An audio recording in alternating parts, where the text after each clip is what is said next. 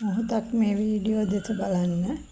සසර ගමන කොපමණ දුකද කියලා වටහා ගන්නට හැකි වේවි. සසරේ ගමන් කරනකොට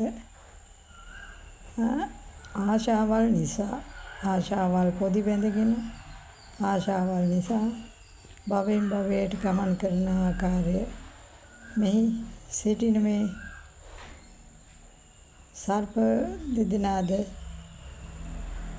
ඔවුන්ගේ ප්‍රජාව භෝ කරන්නට ඔවුන් ආසාවෙන් වෙලෙන ආකාරය, ඒ වගේම මේ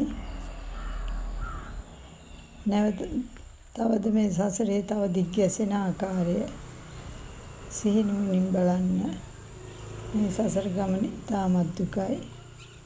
මේ දුක නිවන්නට නම් අප සම්මා සම්බුදු පියාණන් වහන්සේ දේශනා කර පරිදි නිවන අවබෝධ කරගත යුතුයි.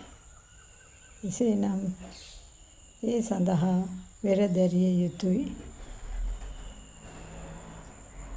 අප සැමට තෙරුවන් බෙලෙන් ඒ සසර ගිනි නිවා ගන්නට හැකියාව ඇති වේවා කියලා හිත සිතින් පතමි.